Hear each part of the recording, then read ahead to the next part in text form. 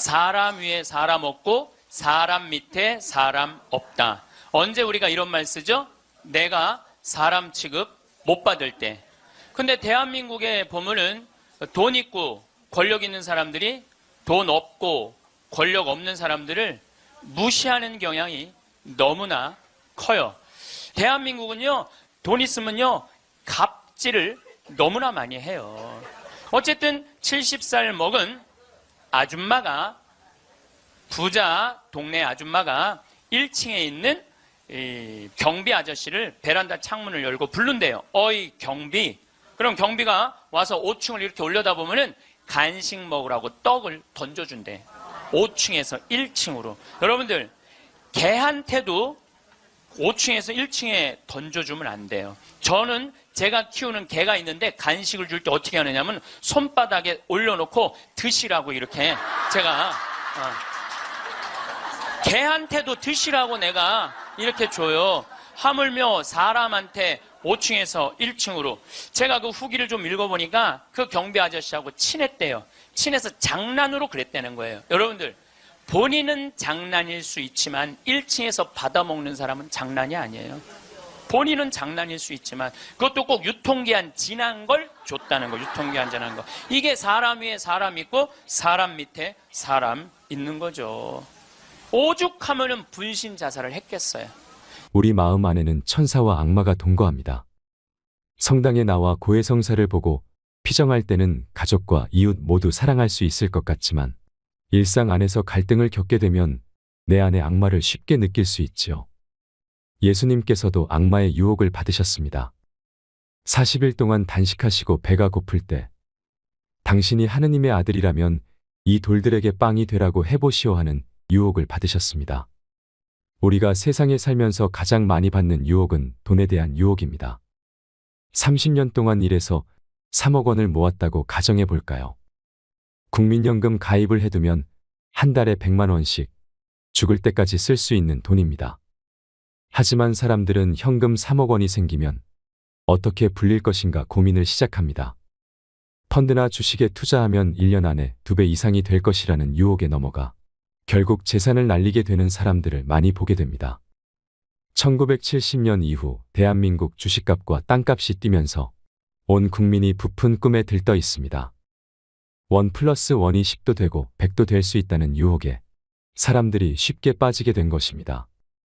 아프리카에는 원숭이를 잡는 비법이 있습니다.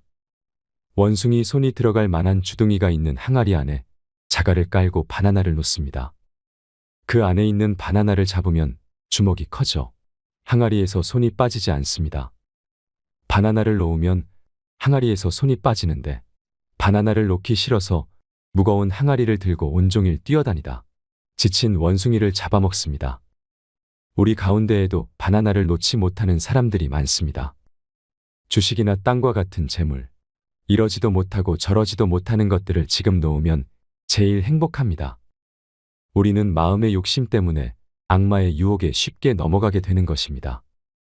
유혹 중에 가장 무서운 유혹은 자식 욕심이라고 합니다.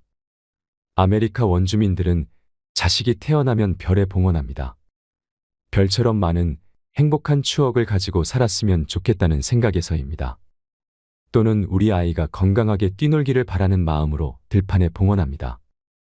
그러나 우리나라 엄마들은 아이들을 학원에 봉헌합니다.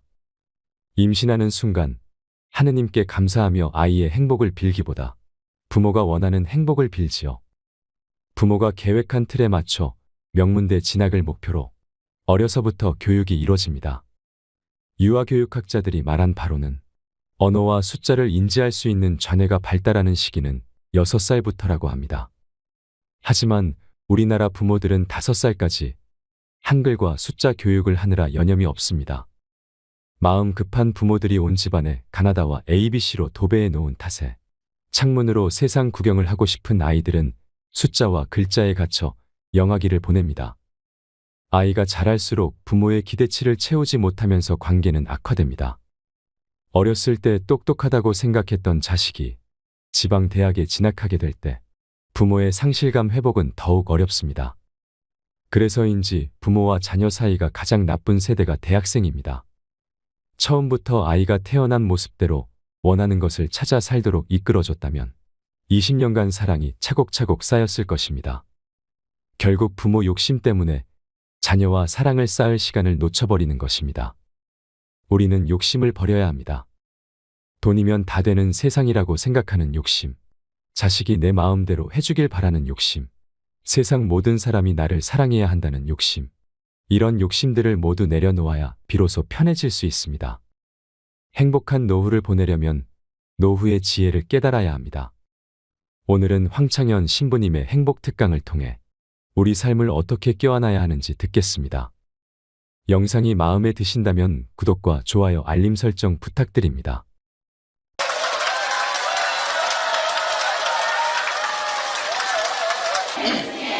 네, 반갑습니다. 영광스러우신 우리 주 예수 그리스도를 믿으면서 사람을 차별해서는 안 됩니다. 가령 여러분의 모임에 금가락지를 끼고 화려한 옷을 입은 사람들이 들어오고 또 누추한 옷을 입은 가난한 사람이 들어온다고 합시다.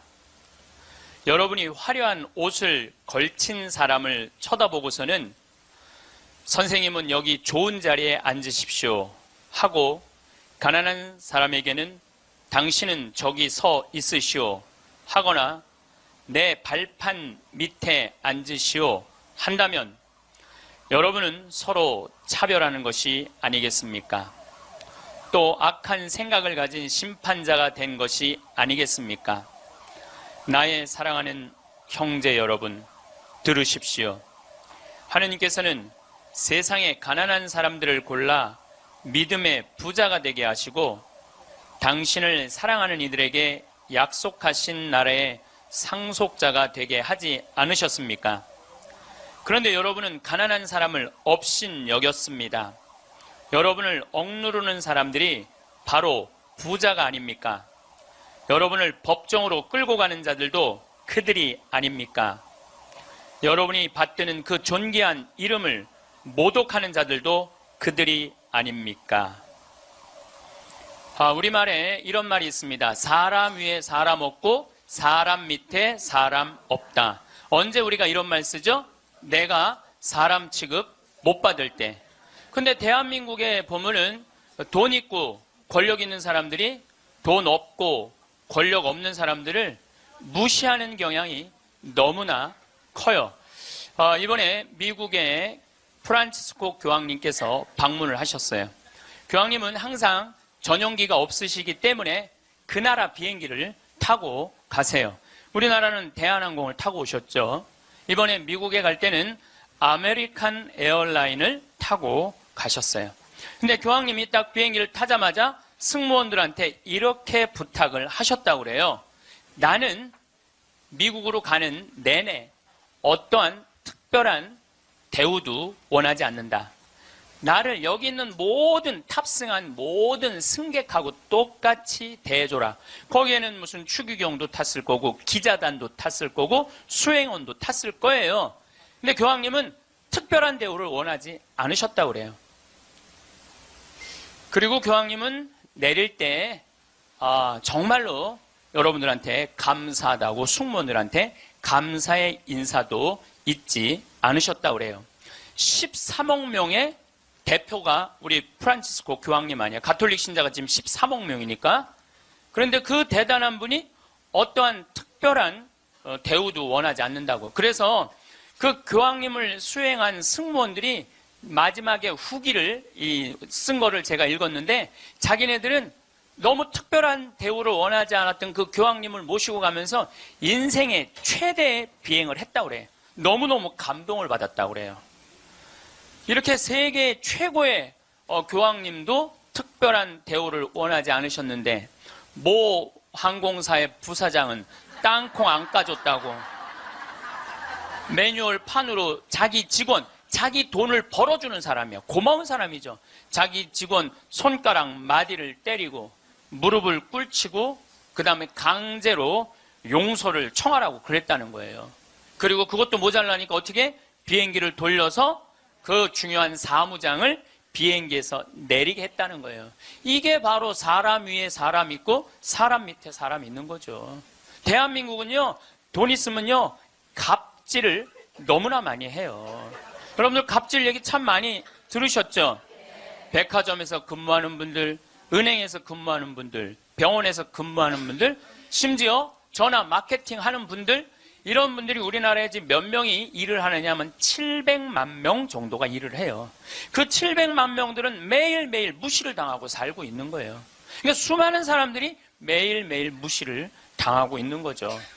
그런데 우리들이 이 인생을 살아가면서 사람을 무시하라고 그런 권한을 받은 적이 한 번도 없어요. 사람을 존중하라고 우리는 예수님한테 가르침을 받았죠.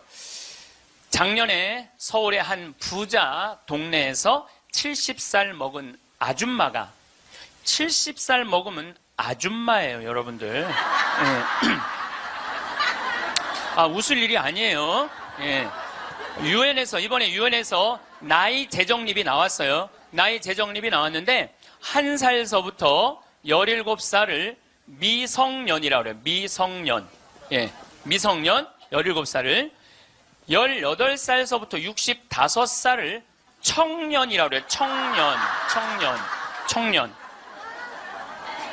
이거는 제가 한 얘기가 아니고 유엔에서 한 얘기예요. 유엔에서 65살까지는 청년이라고 그래요. 나는 65살 미치다 한번 손 들어보세요. 이렇게 청년이 많아 지금. 여기에 청년이 엄청나게 많이 온 거예요. 우리 교회에 청년이 없다고 많은 교회 지도자들은 걱정을 합니다. 근데 저는 걱정할 일이 아니라고 생각해요.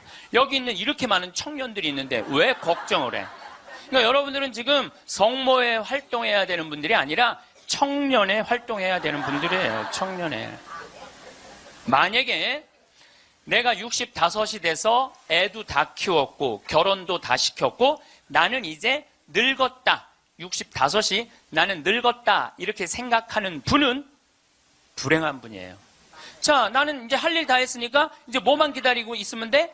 죽을 날만 기다리고 있으면 되잖아요. 근데 죽을 날만 기다리고 있어야 되는데 지금 65살이 언제 죽느냐면 100살쯤 죽을 거예요. 그럼 몇 년 동안 죽을 날을 기다려야 되냐면 35년 동안 매일 죽을 날만 기다리고 있는 거야. 불행해요, 안 불행해요? 65, 난 이제 청년, 이제 끝났네? 66세부터 79살까지를 뭐라고 그러냐면 중년이라고 그래요. 중년. 네. 중년.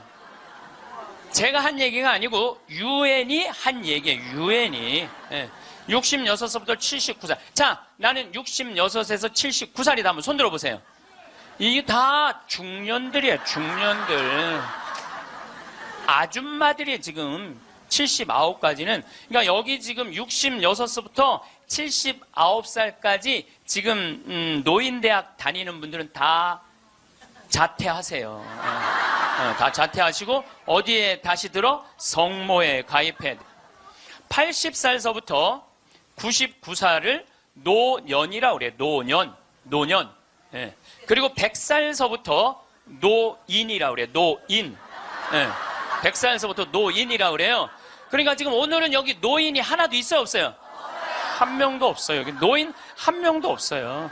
이제 100살쯤 되면은 그때 이렇게 말해도 돼요. 아, 이제 나가 늙었으니까 이제 좀 집에서 쉬어야 되겠다. 이렇게 생각하시면 돼요. 어쨌든 70살 먹은 아줌마가, 부자 동네 아줌마가 1층에 있는 이 경비 아저씨를 베란다 창문을 열고 부른대요. 어이 경비. 그럼 경비가 와서 5층을 이렇게 올려다보면은 간식 먹으라고 떡을 던져준대. 5층에서 1층으로. 여러분들, 개한테도 5층에서 1층에 던져주면 안 돼요. 저는 제가 키우는 개가 있는데 간식을 줄 때 어떻게 하느냐면 손바닥에 올려놓고 드시라고 이렇게 제가 개한테도 드시라고 내가 이렇게 줘요. 하물며 사람한테 5층에서 1층으로. 제가 그 후기를 좀 읽어보니까 그 경비 아저씨하고 친했대요. 친해서 장난으로 그랬다는 거예요. 여러분들, 본인은 장난일 수 있지만 1층에서 받아먹는 사람은 장난이 아니에요. 본인은 장난일 수 있지만 그것도 꼭 유통기한 지난 걸 줬다는 거. 유통기한 지난 거. 이게 사람 위에 사람 있고 사람 밑에 사람 있는 거죠. 오죽하면은 분신 자살을 했겠어요. 이분이 한 달 동안 피부 이식을 3번이나 했어요. 그러다가 결국 한 달 만에 죽었어요. 우리 사회는요, 돈 있으면 돈 없는 사람 무시하는 경향이 너무 커요. 며칠 전에도 뭐 수아브로스키라고 무슨 액세서리 거기에서 어떤 사람이 와갖고 점원들한테 이거 고쳐주지 않는다고 무릎 꿇히게 하고. 여러분들 똑같은 사람끼리 무릎을 꿇히게 한다는 게 말이 돼요? 그 사람은 그 제품을 쓸 자격이 없는 사람이에요. 돈만 있다고 좋은 제품을 쓰는 게 아니라는 거예요. 돈도 있고 그 돈을 쓸 만한 인격도 갖춰야 되는데 우리는 돈만 있고 뭐가 없어? 인격이 없는 거예요. 사람 무시하지 말라고 누가 가장 가르치셨어요? 예수님이에요. 예수님은 마태복음 25장에 이렇게 말씀하세요. 양떼, 염소떼 나눠놓고 양떼들한테 이렇게 말씀하세요. 너희는 하늘나라를 차지해라. 우리가 뭘 잘했다고 하늘나라를 차지합니까? 너희들은 내가 목말랐을 때, 굶주렸을 때, 헐벗었을 때, 병들었을 때, 감옥에 갇혔을 때, 나그네 되었을 때 따뜻하게 맞이해줬다. 주님, 우리가 언제 그랬습니까? 그러니까 예수님 이렇게 말씀하세요. 너희 형제 중에 가장 보잘것없는 사람 하나에게 해준 게 곧 내게 해준 것이다. 혹시 여러분들 노숙자의 집에 가갖고 노숙자들한테 식사를 한번 대접했어. 그러면은 그 노숙자한테도 대접했지만은 누구한테도 대접한 거야? 그렇죠.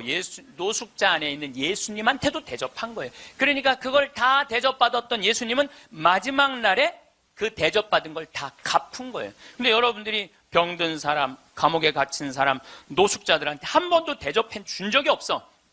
마지막 날 예수님한테 받을 거 있어요, 없어요? 없어요. 지금 어려운 이웃한테 잘 베풀어 준 사람은 나중에 가서 예수님한테 따질 수 있어. 내놓으라고. 내가 해준 거. 해준 거 내놓으라고 따질 수 있어요. 예수님 마태복음 25장에 말씀하셨기 때문에. 근데 왼편에 있는 사람한테는 예수님이 이렇게 말씀하세요.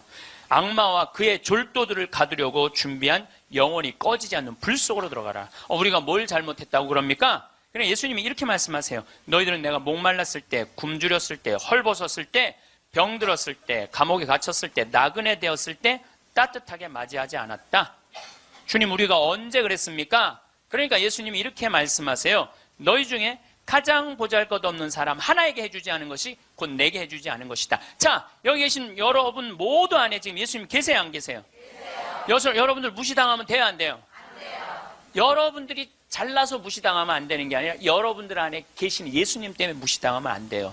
자기 자존심을 지키는 거는 여러분들은 예수님이 거하는 성전이기 때문에 여러분들 자존심을 지켜야 돼요. 저는 이번에 아주 굉장히 슬펐다가 너무너무 멋있는 사장님을 하나 만났어요. 도시락 업체, 그것도 미국에서 와서 우리나라에서 사업을 하는 도시락 업체 사장님인데 우리도 고객을 존중해야 되지만 고객도 우리를 존중해 주지 않으면 내쫓겠다 이거예요. 그 선언서를 제가 읽어드릴게요. 제목이 참 재미나요. 공정 서비스 권리 안내. 우리 직원이 고객에게 무례한 행동을 했다면 직원을 내보내겠습니다. 그러나 우리 직원에게 무례한 행동을 하시면 고객을 내보내겠습니다. 참 멋있죠? 우리 부관장 신부님이 로마 유학 갔다 오신 분이에요. 그런데 저녁에 맥주집에 이제 뭐 신학생 때 갔으니까 맥주 막 먹을 때잖아요. 맥주를 먹으니까 떨어지면 뭐라 그래? 웨이터, 웨이터 계속 불렀대요. 그랬더니 사장이 딱 오더니 나가라고 그러더래요. 그럼 왜 나가냐고 그러니까 왜 우리 직원을 종부리듯 부리느냐고. 술 떨어진 거 알면 우리가 찾아가고 필요한 거 있느냐고 물어볼 텐데 왜 내 직원을 종부리듯 부리느냐고. 이렇게 종부리듯 부리는 당신은 여기서 맥주 먹을 자격 없다고 나가라고. 근데 이게요 유럽도 그러고 미국도 그래요. 미국도 가면은요 아줌마 못 불러요. 올 때까지 기다려야 돼. 근데 우리는 내가 돈 주고 부린다고 식당에 가서 어떻게 해? 아줌마 왜 안 갔다 와? 안 갖고 와? 이게 종부리듯 부리는 거예요. 이 뒷말이 더 멋있어요. 상품과 대가는 동등한 교환입니다.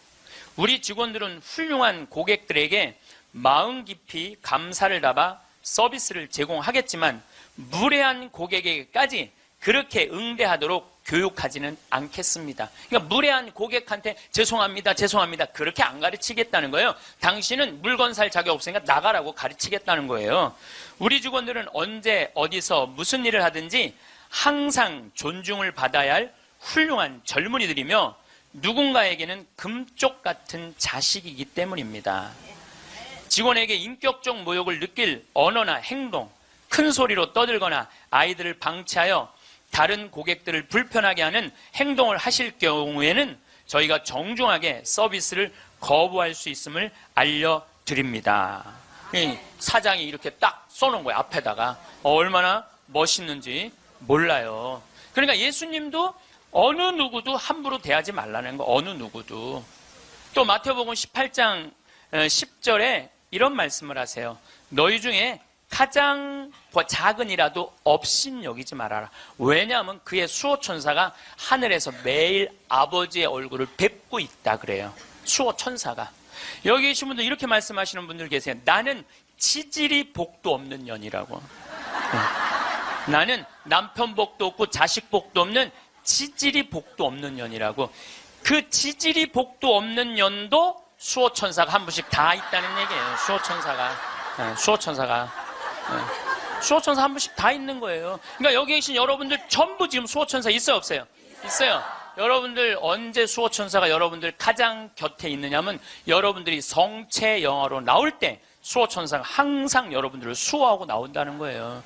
여러분들 대단한 분들이에요. 수호천사 한 분씩 다 거느리고 있으니까. 그러니까 무시당하면 돼요, 안 돼요? 무시당하면 안 돼요. 예수님은 이 세상에 오셨을 때도 가진 자 편에 서지 않고 가지지 못한 자 편에 서세요. 부처님 아버지는 직업이 뭐죠? 부처님 아버지는 왕이었어요. 공자님 아버지는 관리였어요. 마호메트 아버지는 큰 부자 상인이었어요. 물론 마호메트 엄마가 뱃속에 있을 때 돈 벌러 나갔다 죽어요. 그래갖고 마호메트는 유복자. 예수님 아버지는 직업이 뭐예요? 목수. 내가 신학교 다닐 때 신론 배울 때 예수님 아버지는 성부라고 예수님 아버지 직업은 하느님이었어요. 하느님. 예수님 양아버지 직업은 뭐예요? 목수예요. 2000년 전에 목수는 하루에 2끼 정도 먹었다고 그래요. 그러니까 가난한 집에 태어나신 거예요. 예수님은. 굳이 당신이 선택해서 올 수 있었는데 굳이 가난한 집에 택해서 오신 이유는 뭐냐면은 가난한 이들과 함께 하겠다는 거예요. 그리고 당신 태어날 때 천사들이 누구를 초대하느냐면 목동들을 초대해요. 야, 삼왕은 자기네들이 찾아온 거고 예수님이 초대한 건 누구냐 하면은 목동들이에요. 저기 대단한 분 태어났으니까 가봐라. 그래갖고 예수님한테 처음으로 인사를 한 사람들은 목동들이야. 우리가 알퐁소 토대의 별이라는 책을 읽어갖고 목동을 굉장히 낭만적인 사람들로 알고 있는데 중동에 가보면요 세상에 더러운 게 목동이에요. 그래서 목동하고 상대하지 말라 그래. 도둑놈들이라고 상대하지 말라 그래. 왜냐하면 한번 풀두로 염소 풀두로로 나가면은 한 달을 돌아다녀야 되거든요. 그러니까 한 달 동안 머리 안 내가 가서 보니까 머리에 떡을 칠하고 다녀요. 먹을 냄새가 얼마나 나는지 몰라. 또 밤낮에 기온차가 많으니까 옷을 몇 겹을 입고 한 달 동안 안 빨고 그것만 입고 다니는 거예요. 그 더럽고 냄새나는 목동들을 예수님은 첫 손님으로 초대한 거예요.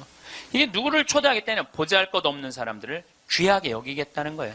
그리고 당신 활동하실 때는 앞 못 보는 사람, 듣지 못하는 사람, 말하지 못하는 사람, 팔 오그라드는 사람, 등 굽은 여자, 다리 오그라드는 사람, 몸 썩어가는 나 환자, 몸 파는 여자, 나라 팔아먹은 세리들이랑 먹고 마시고 놀았다고 그래요. 저는 신약 성서 읽으면서 가장 가슴 떨리는 성서 구절이 뭐냐면 예수님은 그들과 먹고 마시고 놀았다. 이거를 읽으면 막 가슴이 떨려요.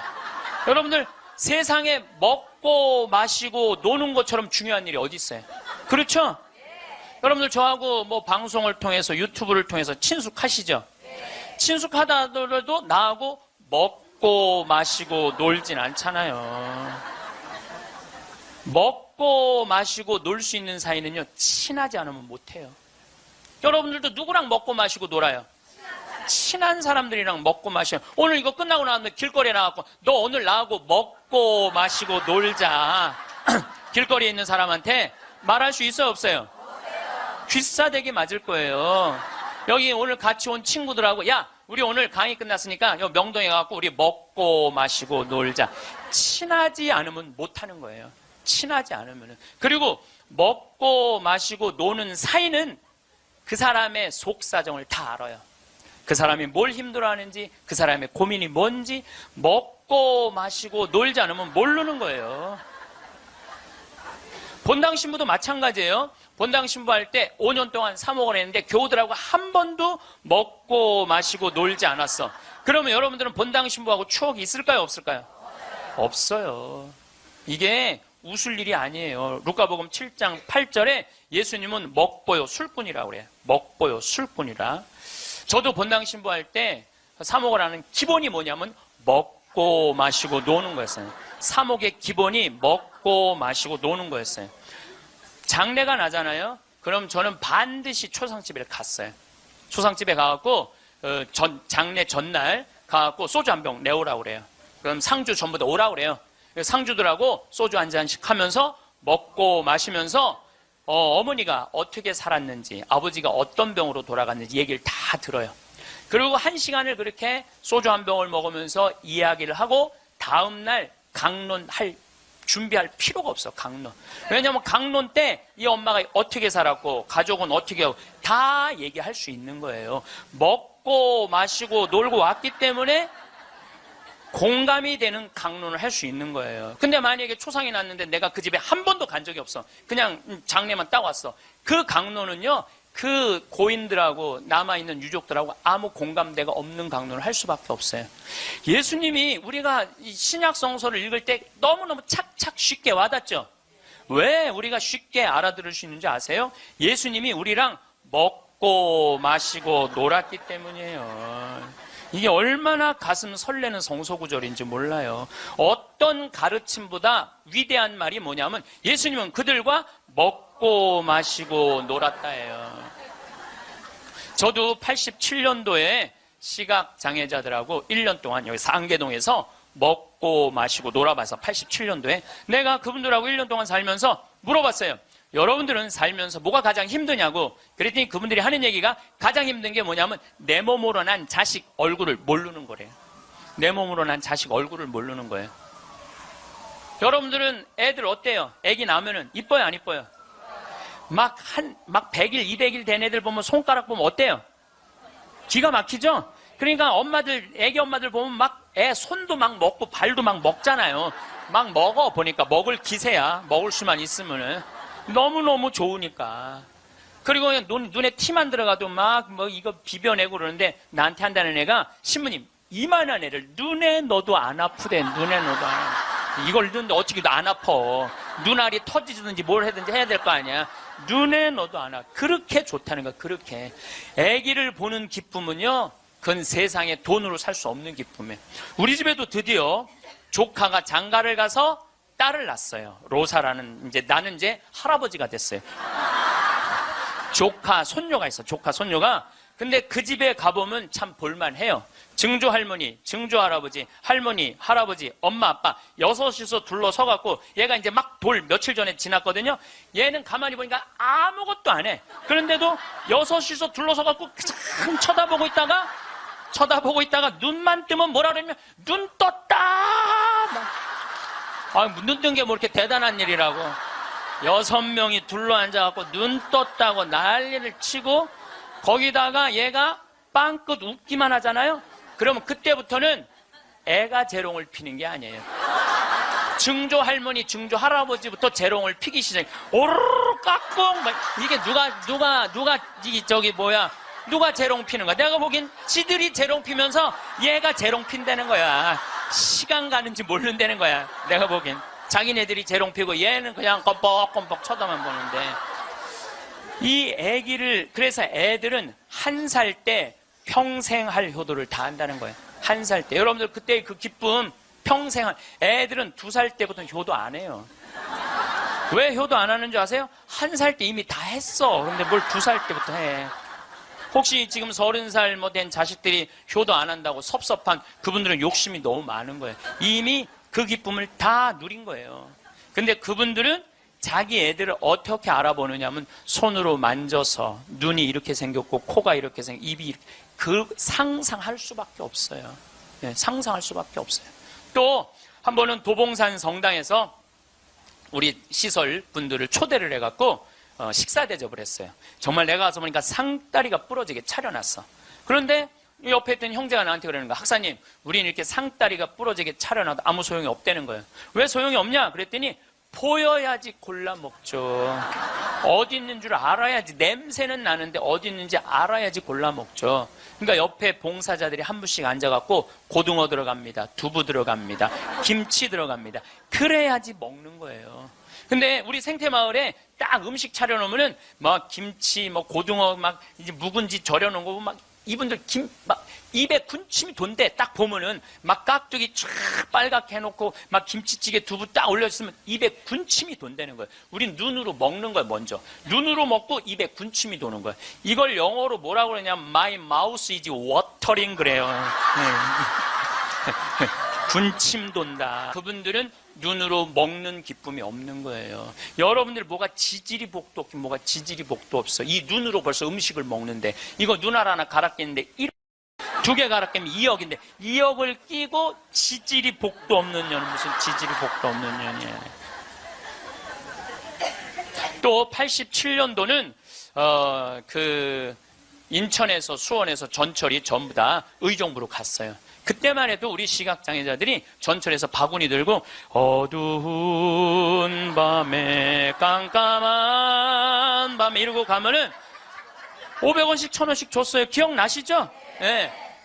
그렇게 하루 종일 전철을 오고 가면서 모으면은 그때 돈으로 꽤 컸대요. 15,000원, 2만원 됐대요. 그때 돈으로. 그러면은 창동이나 도봉역에서 딱 내리면은 도둑놈들이 따라다니다가 역에서 나가면은 그걸 낚아채 가는 거예요.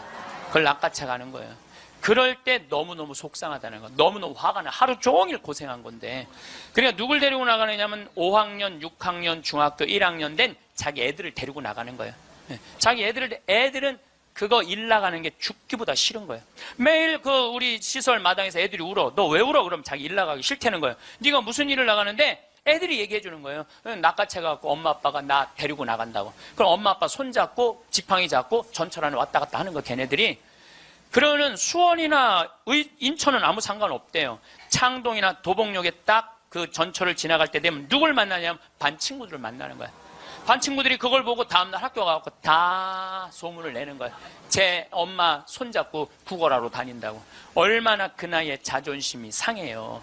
그러니까 내가 그들과 먹고 1년 동안 먹고 마시고 놀지 않았으면 그분들의 아픔을 몰랐을 거예요. 예수님은 이 세상에 오셔서 3년 동안 정말 가지지 못한 사람이나 가진 사람이나 누구하고 먹고 마시고 놀았어요. 그러니까 강생이라는 말 참 많이 듣죠. 예수님은 이 세상에 강생하셨다. 그냥 몸만 오신 게 아니에요. 삶 자체로 이 세상에 들어오신 거예요. 그래서 우리랑 먹고 마시고 놀면서 우리가 고민하는 게 뭔지, 우리가 힘들어하는 게 뭔지 너무너무 잘 아셨어요. 그래서 예수님은 특별히 아픈 사람들, 병든 사람들 고쳐주는 거 주저하지 않으셨어요. 다 고쳐주셨어요. 그리고 최후의 만찬 때 마지막 날 제자들의 발을 씻어주고 난 다음에 예수님이 이렇게 말씀하세요. 요한복음 13장에 내가 너희들을 사랑하였듯이, 사랑한다는 게 뭐냐면 너희들과 먹고 마시고 놀면서 너희들을 위로했듯이 너희도 서로 사랑하여라. 이게 마지막 날 유언이야. 서로 사랑하라는 게. 그런데 지금 한국에는 크리스찬이 2천만이 있어요. 개신교 1,500만, 가톨릭 500만. 크리스찬이라는 건 뭐냐면 그리스도처럼 살겠다는 거예요. 여기 계신 여러분들 전부 왜 세례받았냐면 그리스도처럼 살라고 세례받은 거야. 그러면 이 대한민국에 2천만 명의 그리스도가 살고 있는데 요즘 대한민국에 보면 2천만 명의 그리스도인이 살고 있는 것 같아요? 아니죠? 예수님이 서로 사랑하라고 말하고 간 적이 없는 것 같아. 예수님이 이렇게 말하고 가신 것 같아. 너희들 서로 괴롭힐 수 있는 한 괴롭혀라. 이렇게 말씀하고 가신 것 같아요. 얼마나 서로 괴롭히는지. 작년 4월 6일 날 윤승주 일병이 죽었어요. 군대 간 지 4개월 만에 4명의 선임이 괴롭혀갖고, 근데 어떻게 괴롭혔느냐면 치약 한 통을 다 짜서 강제로 먹였다는 거야. 치약 한 통을 다 짜서. 그리고 가래침을 뱉고 그걸 핥아 먹으라고 그러고. 이게 사람이 할 짓이에요? 사람이 할 짓이 아니에요. 죽기 이틀 전에는 냉동 음식을 입에다가 집어넣고 얼굴을 때리고 밥알이 튀어나오면 다시 삼키라고 그러고 핥아서. 결국은 기도가 막혀서 죽었다고 발표가 나왔어요. 그런데 윤승줄병 사돈 쪽에 정형외과 의사가 있어요. 젊은 애가 기도가 막혀 죽을 리가 없다. 한번 시신을 다시 보자. 시신을 꺼내봤더니 온몸에 피멍이 다 들은 거야. 이틀 동안 마대자루로 때린 거예요. 그래갖고 맞아 죽은 거예요. 쉽게 말하면 맞아 죽은 거예요. 잠도 안 재우고. 근데 윤승줄병은 군대 가기 전에 전액 장학생이었어요. 대학생이었는데, 그리고 과 대표였고, 이렇게 멀쩡한 아이가 군대 가고 죽은 거예요. 그래서 작년 내내 군대를 개혁한다고 난리를 치는데, 저는 군대를 개혁해서 될 일이 아니에요. 여러분들, 우리나라 애들은 군대 가기 전에 이미 다 망가져서 들어가요. 우리나라 중고등학교 애들, 여러분들 남자애들 보면 눈빛 보면 어때요? 살벌하지 않아요? 이렇게 눈빛 딱 마주치면은 어떤 놈이야 걸리지, 내가 오늘 가만히 안 놔둬, 이런 기세예요. 우리나라 지금 중고등학교 남자애들은 극도의 스트레스 속에서 자라는 거예요. 왜? 경쟁 속에서 경쟁만 가르치고 협력, 이해, 양보, 사랑 이런 게 안 배워요. 경쟁, 출세, 1등만 배운 애들이야. 그러니까 눈에 도끼가 있는 거야, 애들이. 그런 애들이 군대 가고 서로 괴롭히는 거예요. 그냥 이미 군대 가기 전에 망가진 거예요. 여러분들 이 텔레비전 보면 요즘 대한민국 뭔가 잘못 가고 있다는 생각 안 들어요? 뭔가 우리 지금 잘 가고 있어요? 잘 못 가고 있어요. 대한민국 건국이념은 뭐예요? 홍익인간 그건 4348년 전에 단군 할아버지가 한 얘기고, 대한민국 건국이념은 뭐예요? 대한민국 건국이념은 뭐냐면 우리도 한번 잘 살아보세요. 돈이야, 돈. 돈이라면요 무슨 짓이든 해요. 정말 지난 70년 동안 돈을 벌기 위해서 우리는 혈안이 돼 있었어요. 그리고 우리나라는 돈을 많이 벌었어요. 참 많이 벌은 나라예요. 전 세계 다녀보세요. 대한민국처럼 좋은 차 타고 여러분들처럼 이렇게 기가 막히게 멋있는 옷 입고 여러분들처럼 잘 먹는 나라 거의 없어요. 전 세계에서 10위 안에 들어요. 10위 안에 들어요. 참 잘 먹고 잘 살아요. 근데 무슨 영국의 옥스퍼드 대학 나오고 우리나라 기자가 이런 말을 했어요. 기적을 이룬 나라, 기적을 이룬 나라, 기쁨을 잃은 나라. 기적은 이루었는데 너무너무 잘 살긴 하는데 기쁨이 없는 나라야. 전부 다 우리나라를 지금 그렇게 표현하거든요. 그리고 애들이 흙수저 물고 태어났다고. 누구는 금수저 물고 태어났는데 누구는 흙수저 물고 태어났다고. 내가 보기엔 너무 잘 사는데 이런 표현들이 있는 거예요. 이거는요 돈보다 더 높은 가치가 있거든요. 이제 대한민국이 추구해야 되는 건 뭐냐면 돈보다 더 높은 가치를 추구해야 될 때예요. 이제는. 근데 아직도 돈이야. 아직도 돈. 아직도 경제 그래요. 정의, 인권, 자유, 생태계, 자연, 이 높은 가치들이 있는데 우리는 아직도 경제예요. 세월호가 왜 침몰했어요? 돈 때문에 침몰한 거예요. 6,000톤급 큰 배들은요, 배 밑에 평형수를 심어야, 이렇게 다 둬야 돼요. 근데 우리는 4분의 1밖에 평형수를 안 담고 4분의 3은 뭐 실은 거야? 돈 실은 거예요. 돈. 그러니까 304명이나 죽었죠. 단원고등학교 아이들 249명. 피어보지도 못한 그 꽃들이 249명이 죽었어요. 이게 대한민국 모두의 책임이에요. 세월호의 책임만이 아니라는 거예요. 어른 55명이 죽은 거예요. 돈 때문에. 핀란드라는 나라는 건국이념이 뭐냐면 나눔이야, 나눔. 이 나라는 러시아의 100년 지배를 받아요. 100년 지배를 받으면서 독립을 해요. 국민들이 모여갖고 우리 진짜 잃었던 나라를 찾았으니까 이 나라를 어떻게 건설해 나갈 것이냐? 국민들이 그래요. 콩알 한쪽이라도 나눠 먹자.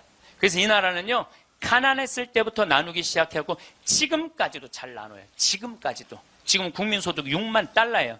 이 나라는 초등학교, 중고등학교 전액 무상교육이에요. 근데 더 놀라운 건 대학생들도 전부 공짜로 대학 다 다녀요. 그리고 기숙사도 다 공짜야. 시골에서 헬싱키로 공부하러 올라왔어. 그러면은 기숙사비 다 국가에서 다 대줘요. 근데 더 놀라운 건 대학생들이 돈이 없어갖고 아르바이트 할까봐 책 사볼 돈이 없어서 아르바이트 할까봐 아르바이트 하지 마라. 공부해. 그러면서 책값 하라고 모든 대학생들한테 한 달에 43만 원씩 용돈을 줘요.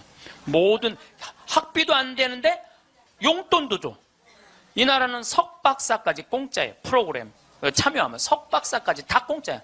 그러려면 뭘 많이 내야 돼? 세금을 많이 내야 되잖아요. 이 나라는 한 700만 원 정도 월급 받는 사람들이 세금을 얼마를 내냐면 320만 원 정도 내요. 이 정도 내야지 대학생들한테 용돈까지 주죠. 자, 이제 대한민국도 애들이 등록금 못 내갖고 지옥이라고 그러잖아요. 그러니까 이제 어른들 애들 대학생들 등록금 공짜로 해주기 위해서 700만 원 버는 사람들 320만 원 돈 내십시오. 낼 것 같아, 안 낼 것 같아요? 여기다가 빨간 띠 두르고 결사 반대. 박근혜 정부는 자폭해라 막 이러고 아마 할 거예요. 네. 누가 대한민국이 정이 많은 나라래? 저는요, 대한민국 정 많은 나라라는 거에 동의할 수 없어요. 왜냐하면 정이 많은 나라가 해외 입양 1위를 해요. 우리나라가 해외 입양 1위예요. 제가 지난 여름에 유타라는 곳에 강의를 다녀왔는데 거기 가보니까요, 몰몬 교도가 많은 데예요. 저녁에 식당에 갔는데 엄마 아빠는 백이냐. 근데 애들은 누가 봐도 우리나라 애들이에요. 그 한 식당에 세 쌍의 자녀들이, 그러니까 세 부부 쌍의 자녀들이 우리나라 애들이야. 나는 대한민국의 어른으로서 걔네들한테 너무너무 미안하더라고요. 전 세계에서 해외 입양 1위가 대한민국이에요. 2위가 어딘 줄 아세요? 필리핀이에요. 3위가 우간다, 4위가 인도, 5위가 우즈베키스탄이에요. 그 나라들에 비하면 우리나라는요, 2배, 3배 잘 사는 나라예요. 2배, 3배 잘 사는 나라에서 해외 입양 1위를 하고 있는데 정이 많은 나라예요? 정 많은 나라 아니에요. 또 제가 요즘 잠비아 도와준다고 한 3년 동안 한 10억 정도 잠비아 도와줬어요. 가서 뭐 이제 농장도 한 20만 평 꾸며주고 소도 돼지도 닭도 뭐 옥수수밭도 감자밭도 다 해놨어요. 근데 나한테 전화해갖고 이렇게 항의하는 분들 참 많아요. 대한민국에도 굶어 죽는 사람 많은데 뭐하러 아프리카까지 가서 도와주느냐고, 정신 있는 거냐 없는 거냐 나한테 이렇게 전화하는 분들 참 많아요. 여러분들, 우리나라가요 6.25 전쟁 끝나고 난 다음에요 미국에서요 밀가루 받아서 먹고 살았어요. 밀가루. 그래서 우리 천주교하고 밀가루하고 인연이 많아요. 정부를 못 믿으니까 밀가루를 어디다 줬어? 성당에 다 갖다 줬어요. 그래서 성당에서 나눠줬어요. 그래서 옛날에는 밀가루 받아 먹으려고 세례 받는다 그래서 밀가루 신자라는 말까지 나왔어요. 그렇게 우리가 그 배고픈 시기를 미국에서 원조 받아갖고 버텨냈어. 그럼 세계에서 9번째로 1조 달러가 넘는 나라가 9나라인데 우리나라가 9번째 1조 980억 달러예요. 그렇게 잘 사는 나라가 아프리카의 나라 도와주는 건 당연한 거예요. 받았으면 줘야지. 받고 우린 꿀떡하고 끝나고 있어요. 근데 그게 OECD 국가 중에 가난한 나라 안 도와주기로 우리나라가 1등이에요. 뭐가 정이 많은 나라예요. 말로만 정 많으면 다예요. 정이 많은 나라가 아니에요. 내가 지지난주에 동창 모임에 사회복지시설 운영하는 신부님을 만났어요. 기가 막힌 얘기를 들었어요. 어떤 얘기를 들었느냐 하면 서울의 한 시내 한복판에 지적장애자들 작업장을 학교에, 중학교에 만들려는데 주민이 반대하는 거예요. 그랬대요. 우리 동네 쓰레기 처리장은 들어와도 지적장애자 작업장은 못 들어온다. 참. 아니, 걔네들 얼마나 이 삶에 목말라 하는 애들인데 걔네들을 우리 동네에서 받아들였고 우리 동네에서 보호를 해줘야지. 심지어 어떤 주민은 이렇게 말했다고 그래요. 우리 동네 핵시설은 들어와도 지적장애자 시설은 못 들어온다. 이게 우리가요 철저하게 이기적인 거야. 님비라고 그래. 님비. 요즘 우리 평창에는 동계올림픽 때문에 도로가 뻥뻥 나요. 근데 우리 생태마을 바로 옆에 도로가 나요. 근데 거기를 터널을 뚫어요. 강의 중에 다이나믹 터질 때 막 건물이 울려요. 그래서 사람들이 와서 나한테 그래요. 신부님, 저렇게 바로 터널을 뚫는데 반대 안 하시느냐고. 내가 이렇게 말해요. 저거 반대하려면 5년 정도 걸려. 매일 도로에 들어놓아야 돼. 나는 내 인생 매일 도로에 들어놓기 내 인생이 너무 아까워. 그리고 일하는 우리 옆으로 지나가는 거, 일하는 마을로 지나가는 거예요. 그럼 내가 반대한다고 칩시다. 그럼 이하는 누구한테로 지나가는 거야? 마을로 지나가는 거예요. 그럼 내 옆길은 안 되고 옆에 마을은 괜찮고 이게 이기적인 거예요. 이기적인 거. 누가 우리 부로 정이 많은 나라라고 그래요. 1970년대 우리 이 구로공단에서 동대문에서 노동자들이 이제 돈 많이 벌으니까 우리 좀 나눠주라. 그러니까 정부에서 어떻게 이 국가가 지금 잘 살아야 된다. 그래갖고 잡아 죽이고 고문하고 그랬어요. 그러면서 나중에 잘 살게 되면 그때서 너희들한테 잘해줘. 나중에 잘해줘. 나중에 잘해주겠다고. 그래서 대기업 중심으로 정책을 폈어요. 그런데 지금 대한민국 잘 살아요, 못 살아요? 우리는 이 민중을 무시하는 거예요. 니네들은 무시당해도 돼. 니네들은 돈 기업에는 515조나 있으면서 안 내놓는 거예요. 세금으로 안 내놓는 거예요. 그냥 가지고 있는 사람만 더 부자가 되는 거예요. 가지고 얼마 전에 우리 이 삼성이 아시아 최고의 부자 가문이 됐대요. 저는 그걸 읽으면서 너무너무 창피했어요. 왜 너무너무 창피했느냐 하면은 우리나라는 경제 규모가 1조 달러야. 일본은 6. 그럼 최고의 부자는 일본이나 중국에서 나와야지 우리나라에서 나와요. 이 얘기는 뭐냐면 삼성이 회사 운영을 잘하기도 했지만 중소기업, 하청업체들한테 1,000원 주고 500원 주고 그 나머지 500원 갖고 아시아 1위 된 거예요. 다 같이 잘 살아야지 잘 사는 거지 한 기업만 잘 산다고 잘 사는 게 아니에요. 그리스가 왜 망했어요? 그리스가 한두 부자 자기네들 세금 다 뒤로 돌리는 바람에 나라가 망한 거예요. 나중에 나누긴 뭘 나중에 나눠. 노동자들이 잘 살아야지 국가가 잘 사는 거예요. 호주만 해도 광부들이 연봉이 얼마냐면 1억 2천이에요. 광부들이. 내가 지금 호주에 나오고 같이 봉사활동 다니는 치과의사, 우리 요한 바오로 치과의사가 있는데 어저께 나한테 한 얘기예요. 신부님, 호주에는 배관공, 전기공, 목수가 저보다 돈 더 많이 벌어요. 아주 능력 있는 치과의사인데 돈 더 많이 번다는 거예요. 그러니까 노동자가 잘 사는 나라가 행복한 나라예요. 예.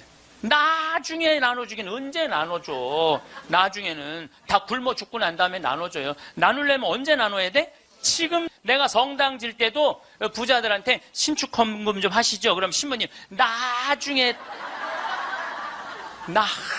땅 팔리면 할게요. 나중에 땅 팔리면 할게요. 이런 분들은요 절대 안 해요. 착한 일도 많은 사람들, 신부님 내가 나중에 돈 벌면 할게요. 이런 사람들은 착한 일 안 하겠다는 사람들이에요. 지금 하지 않으면 나중에는 못 하는 거예요. 나중에는. 지금 해야 돼. 하려면 지금 해야 돼요. 마침 기도 벌써 시간이 45분이나 됐어요. 마침 기도 제가 신약 성서의 예수님은요 서로 사랑하라는 말보다는 남을 무시하지 말라는 말을 훨씬 많이 하셨어요. 남을 무시하지 말라는 말을. 이 사람을 무시하지 말고 어린아이를 무시하지 말고 가난한 사람을 무시하지 말고 이 이야기를 훨씬 많이 하셨어요. 그러니까 사람을 귀하게 여기라는 얘기예요. 지금 제가 마침 기도로 읽는 이 성서 구절도 제가 강의 때 했던 마태복음 18장 10절 말씀입니다. 성부와 성자와 성령의 이름으로 아멘. 작은 이들을 업신여기지 마라. 너희는 이 작은 이들 가운데 하나라도 업신여기지 않도록 주의하여라. 내가 너희에게 말한다. 하늘에서 그들의 천사들이 하늘에 계신 내 아버지의 얼굴을 늘 보고 있다. 사랑 많으신 하느님 아버지, 당신은 아들 예수님을 이 세상에 보내셔서 우리와 함께 먹고 마시고 놀면서 우리들이 이 세상살이 하면서 힘들어하는 것을 위로해 주시기 위하여 당신 아들을 파견하셨나이다. 그 거룩한 예수 성심을 닮아 우리들도 생활 안에서 만나는 우리 주위 사람들 무시하지 않고 그들을 존중하고 그들 안에 있는 예수님의 모습을 찾아내어 그들을 존중할 수 있는 그러한 지혜 허락하소서. 영광이 성부와 성자와 성령께 성부와 성자와 성령의 이름으로 아멘. 네, 감사합니다.